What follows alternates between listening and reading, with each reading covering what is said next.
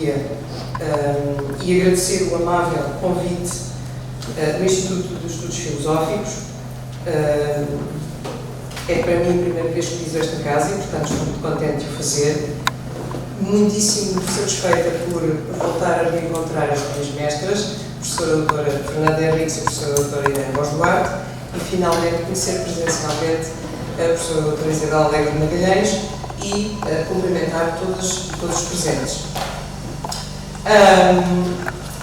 Tendo em conta que o cuidado é, de facto, o vosso interesse maior de investigação no vosso Instituto, pensei que era de todo pertinente que eu centrasse a minha apresentação sobre a Maria de Lourdes Pintacilgo, sobretudo na questão do cuidado.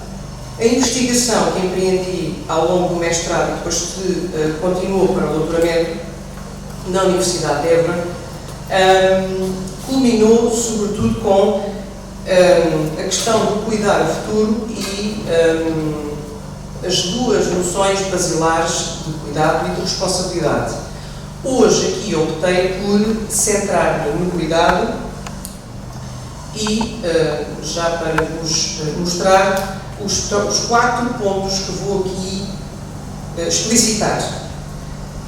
Uma intuição que a meu ver, Maria de Lourdes Pintacilgo teve ao longo de muitos anos, mas que só no final da sua vida a tornou efetivamente como filosófica, questão do cuidado, que a sentiu ao longo de todos esses anos, sobretudo desde a década de 50 até ao seu falecimento em 2004, de várias formas, e que, como disse, só mais para o final da sua vida solidificou como sendo de cuidado e de raiz filosófica.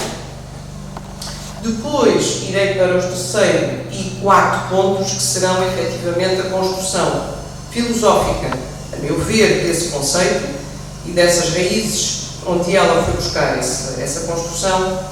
E, por último, no 4º ponto, como é que ela coloca esse cuidado que ela foi buscar vários autores como o centro da sua ética de cuidado e de responsabilidade. Começo por dizer, tal e qual como a professora Fernanda Henriques, que apesar dos meus muitos cabelos brancos, eu não privei presencialmente com a Maria de Lourdes Pintacilgo e, confessadamente, se calhar por herança desse esquecimento a que ela foi tantas vezes votada, só me recordo dela de vagas imagens quando eu era muito pequenina e quando estava a concorrer à presidência da República, e nessa altura eu tinha 5, 6 anos. E, portanto, eu recordo perfeitamente essa imagem dessa senhora na televisão, mas muito longe de imaginar que mais tarde iria estudá-la. Mesmo já sendo após a sua morte, portanto, estamos a falar que ela faleceu em 2004, e eu retornei aos estudos em mestrado, salvo erro, em 2007, depois do doutoramento de 2009 até 2015, que foi entregue a investigação. Pronto, também, mais uma à parte, foi efetivamente a professora Fernanda Henriques quem pôs em cima da mesa, veja lá esta hipótese se lhe agrada. E a mim agradou-me logo, por uma razão muito simples. É porque eu nunca gostei de pensar, como alguns se calhar ainda pensam, que a filosofia está fechada na sua casinha. E ela não está fechada para mim na sua casinha. Ela serve para a nossa vida e para aquilo que é prático daquilo que precisamos de pensar sobre a nossa vida. E foi isso exatamente que me agradou muito nela. E depois, a extrema atualidade do pensamento dela, que é a maneira que eu ia lendo os textos e ia percebendo, mas afinal, isto foi em 70, que ainda nem existia, em 80 ela já dizia isto, e isto afinal ainda está a acontecer, pronto. E portanto, foram estas as razões que me motivaram a tal. Ora bem, então, centrando-nos no cuidado, surge efetivamente como um conceito fundador e estruturante na Maria de Lourdes Pintacilgo, nos seus textos da década de 80, Mas foi, sobretudo, a partir da década de 90 até 2004, que ela foi enraizando e aprofundando e enriquecendo este conceito.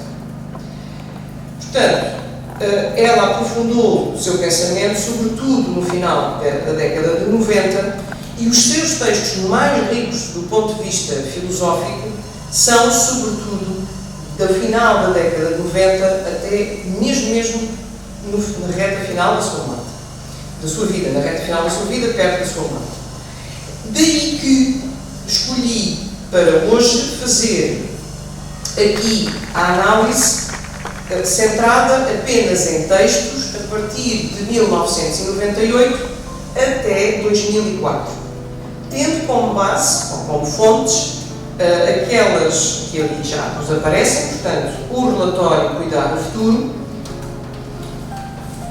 que foi publicado em 1998, apesar de ser de um estudo que começou, salvo erro, em 93, o livro Palavras Dadas, que Maria de Lourdes escreveu em resposta a um outro, que se chama Mulher das Cidades Futuras, que lhe foi redigido em homenagem por várias pessoas e muito rico nestas ideias. E depois, aqui mais em baixo, a questão de retirar os textos que estão acessíveis a todos nós no arquivo online que a Fundação Cuidar do Futuro proporciona a qualquer um de nós, consultável naquele endereço que ali nos aparece.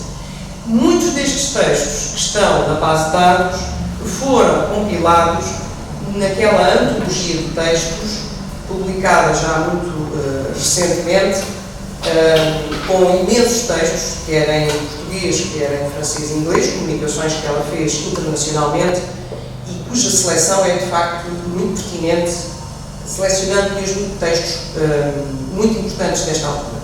Portanto, estas três fontes, e depois, também para um olhar pessoal, 3 entrevistas, 2 delas escritas, uma delas em vídeo, num programa da RTP, que ainda está disponível no arquivo RTP.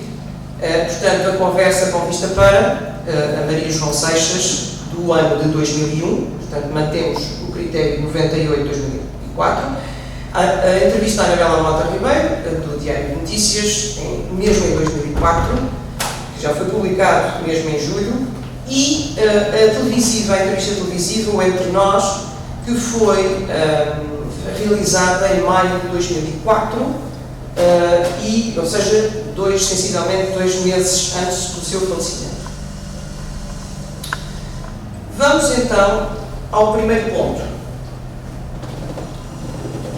Na introdução àquela entrevista que ali mencionei, Maria João Seixas escreve esta coisa muito simples, mas muito interessante sobre ela. Conheço poucas pessoas tão golosas de ideias. Estão sempre à escuta do que pode ser portador de uma mudança boa para o curso deste tempo. Deste tempo que vive como seu, como nosso, de todos.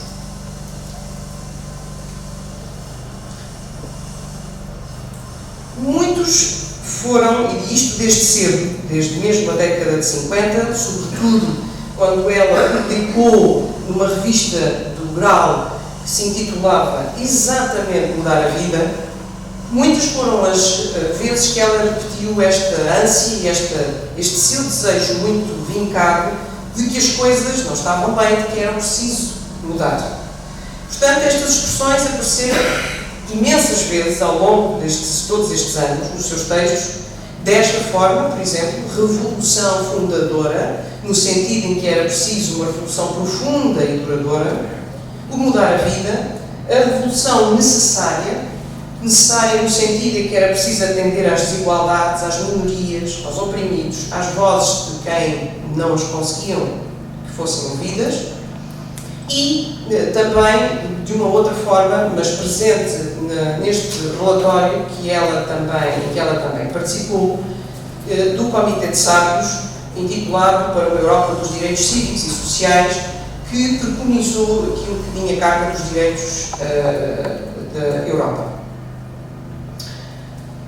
e muitas também são as vezes que ela escreveu nos seus textos, denunciando aquilo que para ela eram então estas questões que era necessário levar a uma mudança. Estes pressupostos desta mudança que ela desejou tantas vezes e que outras tantas vezes ela apontavam como não estando a ser, de facto, alteradas. Portanto, ela denunciou, como vemos ali em cima, cada pessoa guiada pelo seu individualismo, quando não hedonismo. Cada país na defesa dos seus interesses próprios. E como foi, tal e qual como disse a professora Fernanda há bocadinho, eu também ia referir, a distribuição das vacinas para esta questão de pandemia que nós vivemos. O que é que foi preciso ver mais, senão uma distribuição desigual? E esta questão dos países quererem primeiro para si e depois então logo se vê se sobra para outros. A sociedade e a civilização da euforia da acumulação e do consumo. Para tal, ela considerava que se deveria então combater esta quantificação da vida, o humano ao serviço da economia, na herança claramente de Amartya Sen e da Marta Nussbaum, a desregulação, que era uma ideia que ela tinha muito forte, e que iremos ver, eu vou só referir brevemente, muito também da herança de Hans Jonas, e a dominação, esta ideia de que estamos num paradigma de dominação, não só do outra pessoa, mas também da natureza. E enquanto estava a fazer isto, tal e qual como a professora Fernanda disse, ainda não tinha estourado esta guerra, mas já tinha havido muitas outras e muitos outros conflitos. E quando estamos a pensar em tudo isto que ela refere ali em cima, temos que dizer isto, porque este texto é de 2001. E 20 anos depois, afinal, o que é que mudou? O que é que está mudado? Talvez pensemos que não faz muito sentido aquilo que ali está e que ela propôs, num lado que ela denunciou e por outro que ela considerou que eram combates necessários. Bom, mas o que é facto é que já há muitas outras pessoas que estão na linha deste pensamento, cuidado, exatamente como vocês estão exatamente a investigar. Ou seja, que ainda percebemos que o pensamento da Maria de Lourdes Quinta está muito, muito atual. Mas, como disse no princípio, é um pensamento que ela teve desde cedo. Num dos livros que está referido aqui em baixo, que se chama Mulheres Políticas, as Suas Causas, ela fala na sua primeira pessoa e refere em relação à forma como foi educada dentro de uma família, ainda assim com a ausência do pai, mas com uma família larga, e como isso teve algum sentido para ela desde muito cedo. E refere ela neste livro, no artigo que ela escreve neste livro, que esta educação no seio de uma família alargada teve repercussões ao longo da minha vida. Levou-me a sentir problemas e situações de que não tinha experiência direta, mas que intuía. Durante o período escolar, esse sentir tornou-se uma grande tendência para assumir os problemas dos outros como meus. Vivia-os intensamente e embrenhava-me neles. Mal eu sabia que viria a desempenhar funções políticas por causa desse desejo de aliviar os problemas dos outros. Mais tarde, num outro texto também pessoal, publicado no livro Confidências de Mulheres, Cecília Barreira, mas refere ela que nos anos 50, já durante os tempos do Instituto Superior Técnico, refere ela. Nos anos 50 vivi uma fase decisiva da minha compreensão do mundo e da minha relação aos acontecimentos, ao trabalho, às coisas. Estimulada por professores e colegas excepcionais, procurava o significado das leis do universo físico, a similitude entre os processos que se davam no seio da matéria e os que tinham lugar na sociedade ou mesmo entre duas pessoas. Portanto, desde muito cedo interessou o saber, mas inclusivamente o saber. Disto que nos une uns aos outros. E desde cedo, e como disse, prolonga-se ao longo de todo o tempo, inclusivamente até ao tempo da sua morte. Na investigação que fiz em doutoramento, e depois também transpus para a publicação, que não é exatamente a tese de doutoramento, foi uma adaptação, mas onde consta esta singela estruturação que eu tentei fazer o mais claro possível, está muito pequenino, já vamos ver um bocadinho maior, daquilo que se consideram ser os grandes conceitos, não apenas dela, mas muitos deles apropriados de um pensamento com outros e com outras pensadoras e pensadores, dos quais eu quero aqui destacar então alguns. Vemos logo ali na década de 50 que está presente o amor. Efetivamente, e sem grande espanto para nós, sabendo que é uma pessoa com grande raiz cristã, não nos é de todo estranho que apareça desde muito cedo o conceito de amor. E, portanto, a afetividade está presente desde muito cedo.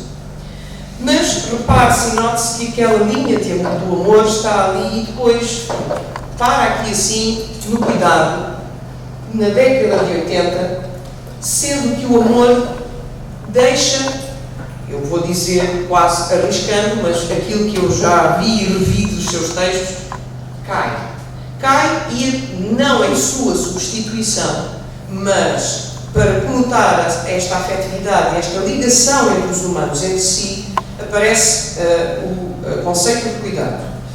E aparece confessadamente, em palavras dadas, quando ela refere que foi, se não estou em erro, em 1983, quando se cruza com Carol Gilligan e foi um momento marcante neste sentido para ela aprofundar o conceito de cuidado.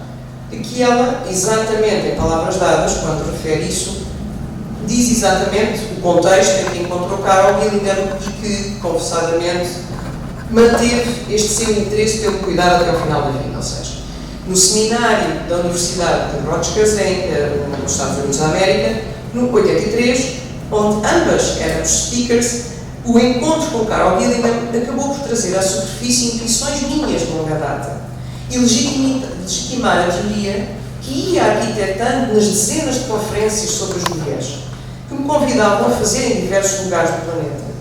E escreve mesmo ela, em maiúsculas, cuidar passou a ser uma linha ininterrupta de investigação a atravessar as várias áreas do pensamento que me ocupavam. Retomando a cronologia, então vemos que cuidado inicia-se sobretudo na década de 80 e vai, obviamente, até 2004. Na minha perspectiva, temos aqui marcos diferentes em cada década. Na década de 80, Gilligan, e obviamente esta referência a que as mulheres têm a trazer uma voz diferente, e que também esta questão das mulheres sempre interessou, aliás, aparece logo ali na primeira linha, a mulher e os movimentos sociais, as minorias ativas, como ela considerava. Na década de 90, muito marcado pelo relatório Cuidar do Futuro, que vimos um bocadinho ali, tem a imagem da capa, desta Comissão Independente sobre a População e Qualidade de Vida, que ela presidiu. E de 2000 a 2004, considero que há então, que já vinha de trás, mas que há um estreito e grande aproveitamento e aprofundamento filosófico do conceito de cuidado.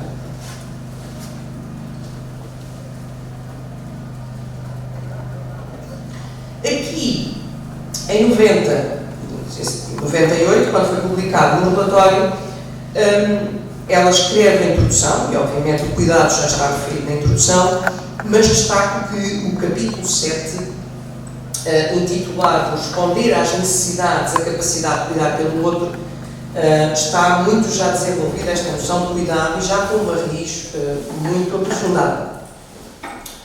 Uma parte que ainda, nesta parte da cronologia, outro sentimento aparece aqui, que é o do medo, aparece sobretudo a partir de 90, e é uma clara e alçada influência de Hans Jonas e da sua ética da responsabilidade, da qual ela foi muito adepta e que referiu várias vezes. Vamos um bocadinho mais abaixo na cronologia, só para vermos também um bocadinho melhor, porque se mostrasse toda ela, como estava há bocadinho, era muito difícil de ver. Portanto, temos ali N conceitos, mas destaco a ética, que ela dizia, que ela escreveu referindo, que é tornar o desejável mais próximo de se tornar possível. Depois, a consideração da natureza como objeto ético, herança clara de Jonas. A introdução do paradigma de qualidade de vida, que está presente no referido relatório Cuidar do Futuro. A instauração que ela considerava ser estritamente necessária, que é a instauração de um novo contrato social, também era um novo contrato sexual. E, por último, destacarmos a ética global do cuidado da responsabilidade, onde ela, então, conota o cuidado com uma importância definitivamente extraordinária e sem igual. Segundo ponto, muito breve, este segundo ponto, os outros dois serão então os que mais nos vão aqui levar tempo, mas só referir neste segundo ponto outros conceitos que ela foi referindo e que estão presentes desde sempre nela, para percebermos que esta noção que ela depois foi encontrar na filosofia, mas que já estava presente muito antes e de várias formas. O amor, como já referimos, a preocupação pelo outro, o sentido de missão, a escuta e a importância da escuta, a espiritualidade, aquilo que ela chamou muito cedo a maternidade espiritual, um sentido de tomar conta, o sentir-se próximo, a compaixão, e ela dizer que tudo isto e que este cuidado que nos perpassa enquanto humanos, enquanto seres, é totalmente oposto àquilo que ela considerava, inclusivamente, que não devemos estar na vida desta forma de indiferença e de alienação. Vamos ao ponto 3. E vamos então aqui à construção do conceito de cuidado. Dois foram, na meu ver, os grandes interesses e que estão intimamente interligados na teoria de Maria de Luz Pinto Silva. Aquilo que faz do ser humano ser humano, que é que o identifica como tal, e o viver ou agir que não se desliga desse ser fundamental que se é. Então, o cuidado é próprio do humano, raiz claramente heideggeriana, já iremos falar disso, mas é também, à maneira também de Heidegger, um cuidado que se faz nessa aventura que estamos no mundo e que o ser humano, indiscutivelmente, tem à sua frente e assim que é colocado no mundo.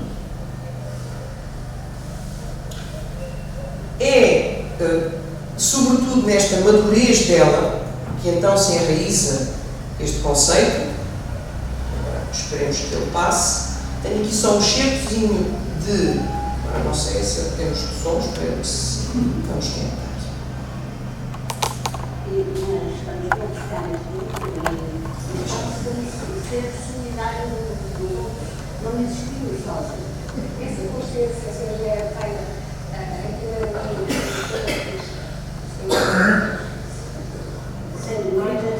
sem dúvida que é um eixo fundamental.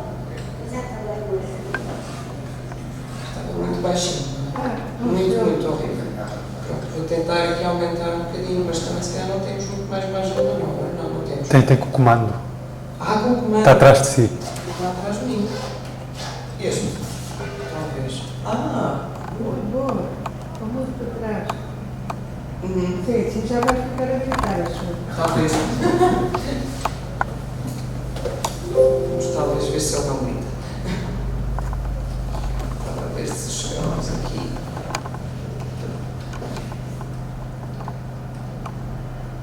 Vamos só testar a ver se. Mas estamos todos cá aqui. Ainda não está muito alto. Mas ele também é muito breve. Talvez.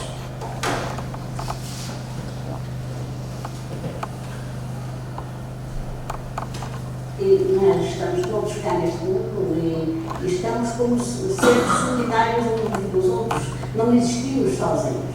Essa consciência a senhora tem em primeira linha enquanto cristã, enquanto cristã? Sem dúvida que é um eixo fundamental, mas é também um eixo filosófico. Mais à frente da entrevista, volta-se, salvo no minuto 7, volta a ser referida a filosofia e o conceito de cuidado e a influência do cuidado de si que ela vai retomar de Sócrates. E nós estamos... Aqui. Então, é nesta altura que se instaura o cuidado como um novo conceito político. E diz ela, é de um novo conceito político que o mundo precisa. Um conceito que não veja permanentemente a política em termos da relação de forças, mas sim de uma saudável interdependência entre todos os seres humanos, da escala local à escala mundial. Depois, mais à frente, diz que esse conceito é o cuidado. Este mais à frente, que isto um bocadinho foi cortado, ela refere o papel milenar das mulheres nesse cuidado fundamental. Não que seja um privilégio essencial, mas que é um privilégio no sentido em que a elas, às mulheres, por aquilo que culturalmente lhes foi incutido, elas têm essa multiplicidade de tarefas às quais elas têm que dar conta, por um lado. Por outro lado, a tarefa de cuidar do outro nas várias vertentes, de cuidar dos filhos, cuidar dos anciãos, cuidar dos mais novos, cuidar da lida da casa, o cuidado parece que perpassava de uma forma quase natural e desde a infância a qualquer menina e qualquer mulher. E que esse cuidado fazia muita falta às relações humanas naquilo que era considerado menor numa escala da política. Por curiosidade, foi-me dada a possibilidade de aceder à biblioteca da Maria de Lourdes Pinta-Silva e achei por bem trazer-vos aqui algumas fotografias, não todas, obviamente,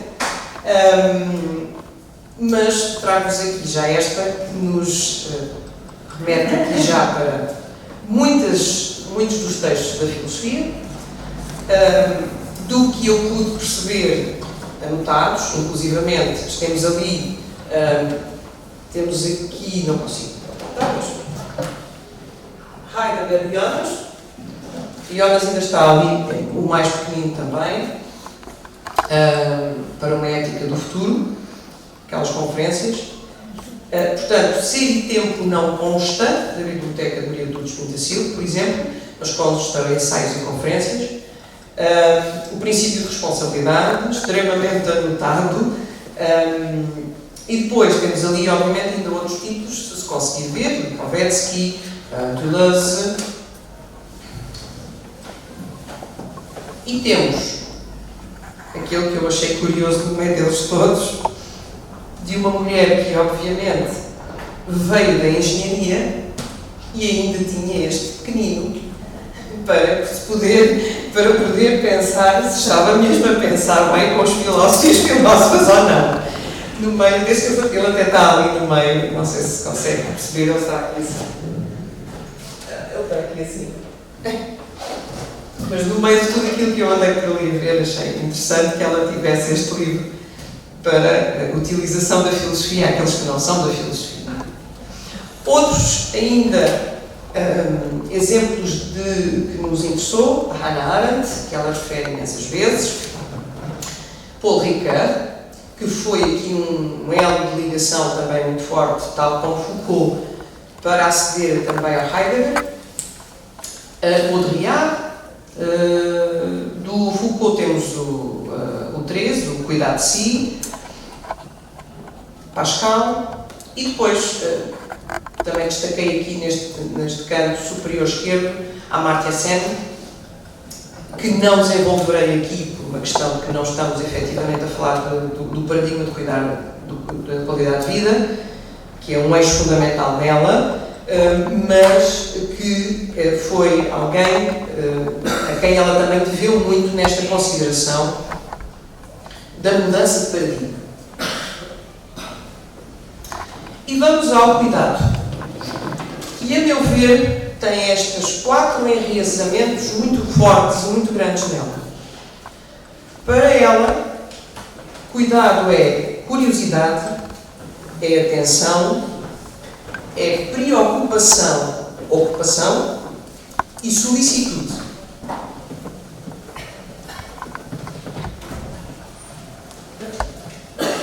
Curiosidade enquanto intencionalidade originária e estruturante. Já vamos ver de onde vem este pensar como dizia Isabel Beck, ela tem um pensar como. A atenção, que na minha consideração é uma intencionalidade já dela também si consciente, não como estruturante, mas também como querer ser, cuidado e atenção. A preocupação como ocupação com o entorno, a imersão no mundo, a herança mais direta, estas duas de baixo de Heidegger, não exclusivamente porque as duas de cima também. E a solicitude, sobretudo no sentido da alteridade. E aqui são duas grandes heranças, como já estão ali denunciadas, o eu-tu, de Martin Buber, e o face-a-face, o rosto do outro, como a alteridade do Levinas. E a solicitude, a meu ver, também tem raiz na consideração, muito cara também à Maria de Lourdes Pintacilgo, da vulnerabilidade que nós temos enquanto constituição que somos. Temos que cuidar de nós próprios para sobreviver e cuidar dos outros, porque os outros, e eu também sou um outro para o outro, e da própria casa que habitamos, a natureza. Por partes. A curiosidade vem da lenda cura de Higino, Gaio Július Higinos, para quem sabe, julgo que seja conhecido, bibliotecário que antes foi escravo e que foi libertado por César Augusto, porque, entretanto, considerou-se muito letrado, passou, creio, as suas fábulas, e que Maria de Lourdes Pintacilgo escreve exatamente esta lenda no livro Palavras Dadas, tal e qual como Heidegger pega nesta lenda também no parágrafo 42, de Ser e Tempo. Não sei se todos estão familiarizados com a lenda de cura. Muito brevemente, estas são as palavras dela. Tem palavras dadas. Um dia, com argila, começou a moldar uma figura humana e pediu a Júpiter que lhe insuflasse o espírito. Cada um deles queria dar-lhe o seu nome, mas a Terra, de onde fora extraída a matéria, insistiu em que o seu nome novo fosse o seu. A disputa foi resolvida por Saturno, que determinou: uma vez que Júpiter lhe tinha insuflado o espírito, seria para ele que o espírito voltaria na hora da morte. À Terra, que lhe dera o corpo, voltaria. A nova criatura chamar-se-ia Homo, de humus, terra, e uma vez que Cura lhe tinha dado a forma, seria Cura que a habitaria enquanto vivesse. Nas últimas investigações, por minha iniciativa, e também ao longo do tempo em que estive a fazer a investigação sobre Maria de Lourdes Pintacilgo, cruzei-me com este ecoteólogo e filósofo Leonardo Boff, porque analisa nesta primeira obra, O Saber Cuidar, exatamente além da cura, também a raiz da palavra e este sentido da lei da cura em Heidegger. E aqui no primeiro, no Saber Cuidar, ele diz exatamente, neste sentido, a palavra é o movimento, a atitude fundamental na qual a pessoa sai de si e centra-se no outro. No segundo livro, No Cuidado Necessário, escrito com a intenção de aprofundar o primeiro, escrito uns bons anos mais tarde, Boff ainda marca esta originalidade tão grande de cuidado, porque na própria lenda ele aparece ainda antes do espírito ou do corpo. Ele é o mesmo, o princípio. Cuidado é mesmo o princípio da formação desta criatura que é o ser humano.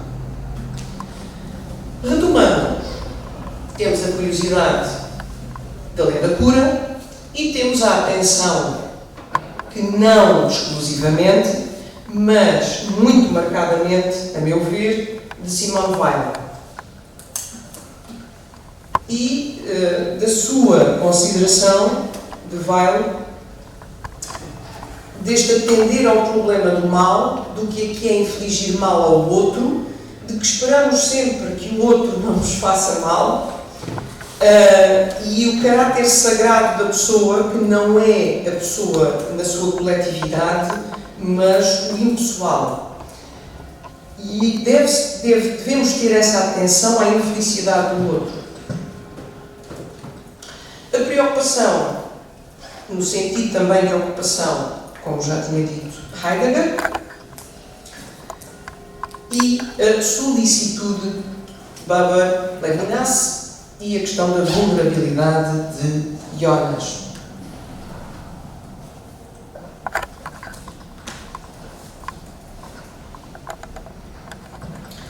Esta citação é um bocadinho mais longa, também ainda de palavras dadas, mas está aqui direitinho todo este seguimento do cuidado, nestas exatamente 4 ideias que aqui estão. Portanto, curiosidade é uma palavra com origem na língua latina e, só recentemente o descobri, com a sua origem no nome da deusa cura, que modelou o ser humano e se tornou constitutiva do cuidado, que o define e habita. Por isso, a curiosidade é um movimento para o outro e para as ideias. Dela se diz que é a atitude de ter cuidado, tomar conta de, como é também o desejo de conhecer e saber. E continua. Mas para conhecer, saber cuidar, há uma exigência que não se pode subestimar. A curiosidade só existe onde está a atenção, onde cada coisa é interpelada na sua originalidade. Anterior ao cuidar, esta atenção a cada coisa permite fazer o gesto, dar o passo, entrar no universo do conhecimento, entender o que se joga na relação com o outro. Ninguém melhor do que a filósofa e mística Simone Weil deu à atenção o lugar de virtude axial do conhecimento, do comportamento, da vida espiritual. Ainda continua. A prática da atenção é a condição da respiração do espírito humano. Só pode ser espiritual quem está atento, quem concentra toda a capacidade de energia no ato de prestar atenção. O outro só se constitui na alteridade quando é olhado face a face. E é esse mesmo movimento que nos constitui ao nível do ser. Bem, um bocadinho mais à frente, páginas mais à frente, num dos outros artigos de palavras dadas, porque são breves textos dedicados a várias pessoas, aqui a mediação de Ricard para o entendimento dos 2 sentidos da palavra em Heidegger. Ricard não deixa de alertar para as armadilhas que a palavra pode colocar a uma reflexão menos lúcida. Se é certo que o conceito da Eisorger se repercute do ponto de vista linguístico nas palavras Besorgen, preocupação ou cuidado pelas coisas, e Fürsorge, solicitude ou cuidado pelas pessoas, ele perderia a sua força envolvente e fundadora em interpretações que Ricard considera psicologizantes ou socializantes. É enquanto fundamento filosófico da existência humana que cuidar representa uma nova categoria e como tal deve ser usado.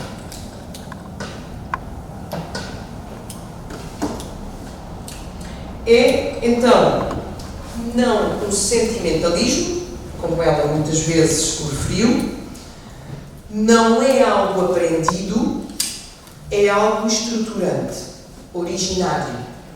E foi isto, sobretudo, que ela quis retirar e que lhe deu imenso jeito, de facto, porque era aquilo que ela procurava há imenso tempo, este sentido do cuidado estruturante do ser humano. Obviamente, a linguagem heideggeriana, ela não foi tão aprofundando desta forma, mas foi de facto como fundamento ontológico. Não chega a referir Dasein, não chega a referir o projeto de uma ontologia, obviamente, aliás, ela refere diretamente sempre ética, e daí que ela é muito mais amiga de Hans Jonas nesse aspecto, mas uma ética que se funda nesta consideração estruturante do ser humano. Portanto, cuidado é modo de ser, originário e, como referido, estruturante. E vamos para o último ponto, onde se destaca que viver com os outros no mundo, a maneira como referiu Heidegger e a maneira como referiu também Maria Lourdes, é viver com os outros neste mundo, ou seja, de uma forma muito consciente e própria do que são os problemas atuais que se vivem, que se têm que enfrentar. E a isso não se pode dissociar a necessidade de tomar decisões apropriadas ao seu tempo. A este propósito, parece-me oportuno evidenciar aquilo que ela considerava como sendo a governabilidade, ou muitas vezes como ela referiu, governância, ou seja, esta transposição desta consideração do que é ser com os outros, o que é o ser em si, ser humano, e de como esse ser por si só está intrincado o ser com os outros e que nos obriga a essa governabilidade. Em dois textos diferentes, um de 2001 e outro de 2002, ela aponta boas, a meu ver, identificações do que é governabilidade. No primeiro, ela refere que é a potencialidade de toda a sociedade gerar no seu seio os princípios normativos, movimentações sociais, mecanismos institucionais capazes de assegurarem, na sua interação, condições que garantam a qualidade de vida das populações e a interdependência sadia com os outros povos do globo. De uma forma mais resumida, no segundo texto, mais breve também, portanto, mais acutilante talvez, a capacidade de organizar a pluralidade e dela obter um máximo de sinergias para o pleno exercício da liberdade de cada um. Não se trata, e isto é uma questão também interessante, que ela explicita, não se trata de cuidar também de uma forma excessiva. Trata-se de providenciar que cada um consiga cuidar de si mesmo. Para ela, isto supõe que a governabilidade supõe que haja uma relação muito intrincada entre a ciência, a tecnologia e a filosofia. Que um governo nunca pode cingir-se às duas primeiras, tem que vir também à última, porque ela fornece critérios de pensamento.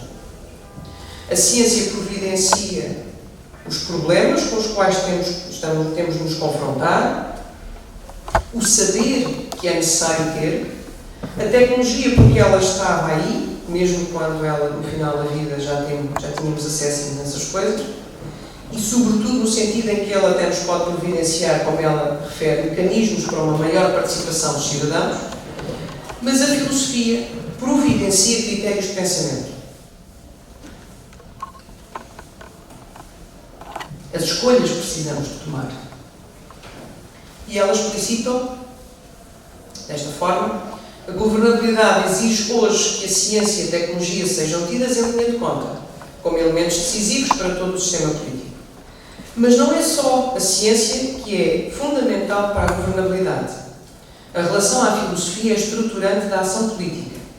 Confere às questões com que a política se confronta os critérios de pensamento capazes de duas coisas muito boas: fundamentar prioridades e aferir a vontade dos métodos.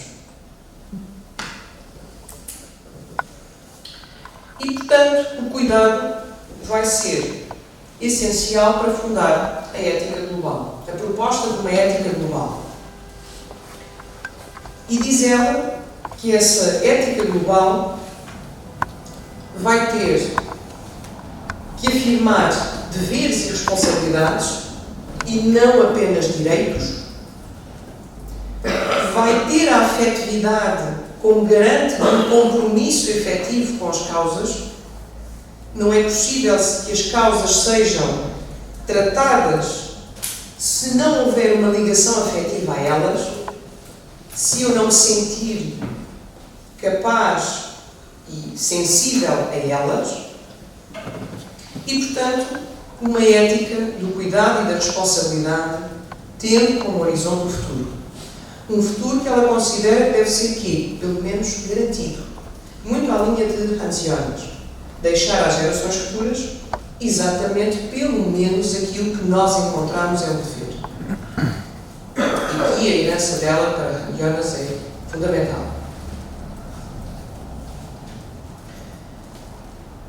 Refere ela, neste texto de 98, na verdade, só aquele que aceita emocionar-se diante de certas possibilidades da vida é capaz de colocar a si próprio as questões decisivas. Uma emoção adquire particular relevo no mundo de hoje.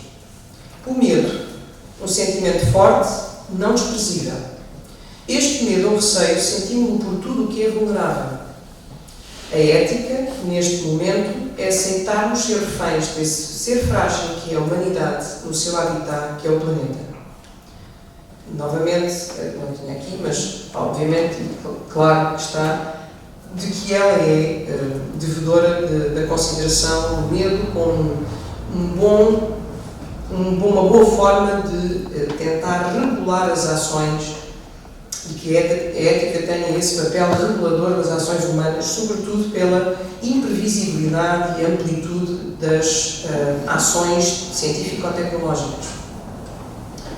Portanto, estamos em consideração de uma ética holística, humana e a natureza, consideramos, uma ética consequencialista e, portanto, que apela à prudência e à prevenção, uma ética da responsabilidade, sobretudo perante o futuro, e, obviamente, uma ética do cuidado de si e dos outros. Ou seja, cuidado não surge senão nessa ética, nessa proposta ética, associado, interseccionado, numa intersecção com a responsabilidade. Ao cuidado como intencionalidade afetiva originária, própria do ser humano, juntamos-lhe também como atividade, que é a atividade do cuidado, mas essa não é devedora sempre de uma responsabilidade que toma no dever dela as decisões evidentes e têm que ser associadas à ação da prudência e da regulação. E refere ela, a este propósito, então, como é que podemos definir o cuidado e a responsabilidade?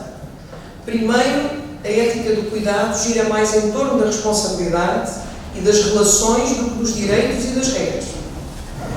Segundo, está ligada a circunstâncias concretas, ao invés de ser formal e abstrata. Terceiro, expressa-se melhor, não como um conjunto de princípios, mas como uma atividade, a atividade de cuidar. Trata-se, pois, do cuidado de si, dos outros, da natureza e do futuro. Como ela referiu exatamente no relatório Cuidar o Futuro, o cuidado por nós próprios, pelos outros e pelo ambiente é a base necessária de uma melhoria sustentável da qualidade de vida. E termino com as várias referências das citações que foram aqui apresentadas. E está.